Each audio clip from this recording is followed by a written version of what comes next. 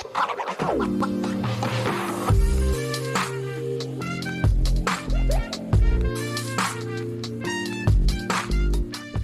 my brothers, my sisters, and my ballers, welcome back to another match day of What's Football Without Fans with your favorite social football analyst, Tepiso Pizzi, aka Tsebzoro. To the ballers passing by, I hope you like what you see because I surely like what I do. And make sure to join the returning ballers who continue to show me gang love and appreciation by liking, commenting, as well as to subscribe. With the season returning in just a few days' time, it also brings the return of the Fantasy Premier League, our favorite game to play as FPL managers. To those of you that don't know, FPL, it stands for Fantasy Premier League, and it's all a fantasy in us hoping 4 points from our favorite ballers. So with this video, I'll be giving you a guide for mainly new FPL managers, but experienced FPL managers may also learn a thing or two about FPL. Make sure to also join my FPL league, What's Football Without Fans, with the code being put in the bio, in the description, as well as showing on the screen. With that being said, the first tip that I'll give new FPL managers, in the form of it being a beginner's guide for FPL managers, is transfers. So transfers is basically the main thing surrounded by the teams in FPL. You have a squad of 15 players with the 100 million budget, and you keep to it, with you knowing that you can only have a maximum of 3 players from each club. In saying that, the main thing with transfers that you need to learn is how many free transfers are you able to have. So every single football week or game week, you'll always have one free transfer in FPL. So every next transfer you make within the game week, it's minus 4 points from your total amount of points at the end of the game week. So example, for game week 1, you've set your team as you have unlimited transfers. For game week 2, you'll have one free transfer. You use that one free transfer for every next transfer you make, it's minus 4.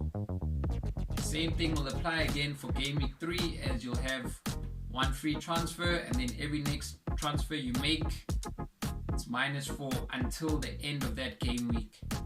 Provided if you go on a game week without making any transfers, mainly from game week 2 onwards, then for the following game week you'll have 2 free transfers, and then every next transfer from there on, minus 4 points. So example, let's say if during game week 2 you don't make any transfers, at the beginning of game week 3 you'll have 2 free transfers.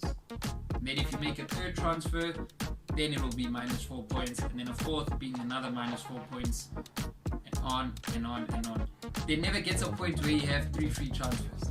There's no wishful thinking like that. You'll never have 3 free transfers. The maximum will always be 2 free transfers, provided you had not made any transfers the game week before. In saying that, when you have 2 free transfers and they're not used the following week, you go back to 1 free transfer. On to the next point, which is the wild card. Now the wild card allows you to change your whole team without losing any transfer points. The catch with the wild card is you only get to have 2 throughout the whole season, and with that 2 being used throughout the whole season, it's 1 per 19 games. So per 19 game weeks. Obviously there's 38 game weeks throughout the whole season, so you'll have 1 wild card available for the first half of the season and a second one available for the second half of the season, where you're allowed to make unlimited transfers without being deducted any points. This needs to be chosen wisely. Don't rush into making this decision, as there's scenarios of international breaks and players get injured, form tends to build up, so the deeper and deeper you go without making a wild card, the better. But at some point when you feel it's time to use it, my boys. I'd suggest you holding it all the way through until game week 5, and then you can try have a look on whether to use it or not. More so in the months of October to November, where many of the big teams consistently play twice a week, and the smaller teams tend to have a greater rest compared to the bigger teams. That's where a wild card may be used wisely. But then again, it's all your choice. The third thing that I'm going to speak on are the chips. So what are chips, if you may ask? Chips are basically cheat codes that you are able to use, which will give you an added advantage for that game week. So there's 2 stipulated chips, which are the bench boost and triple captain. Now here's a basic outline. With the bench boost, your bench also collects points for the matches that they play, included with your starting 11. So instead of you just having points from your starting 11, you'll also have points from your bench. In saying that, the most suitable time to use that is during game weeks where players have 2 matches within one game week, as you are able to get double points for match 1 and match 2 of that game week. So that would be most likely the best time to use a bench boost. And then the second one that I'll speak on is triple captain. So with the rules of FPL, whichever captain you select always gets doubled the points. So if he scored 2 points, for example, your captain's points will end up being 4.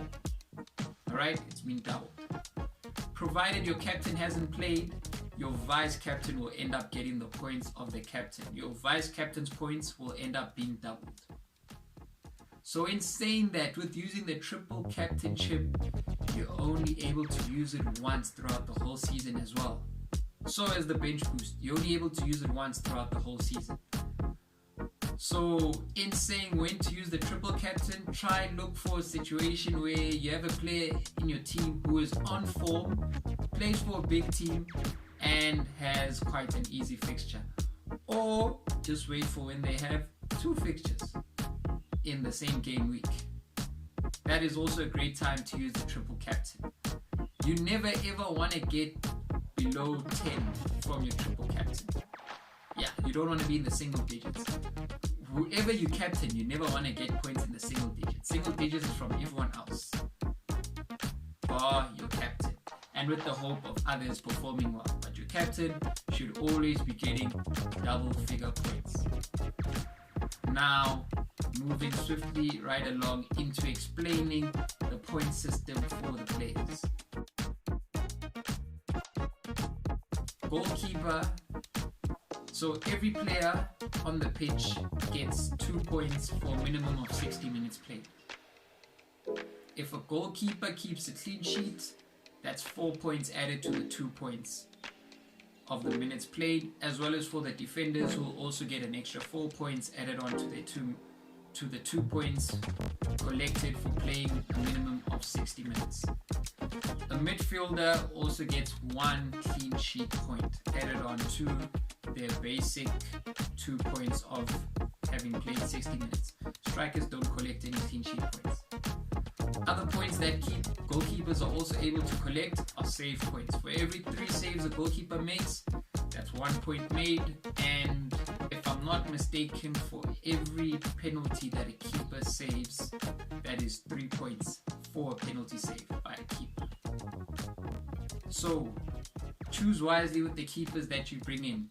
You always want to have a strong keeper, being that plays for a team that does well in keeping clean sheets and is one of the bigger, better teams. And then your reserve keeper is someone who you'd like to have, who you can trust in making saves and pushing his team to gaining a clean sheet, even though they may concede multiple chances. In saying that, if the keeper has to score, they get 7 points for a goal.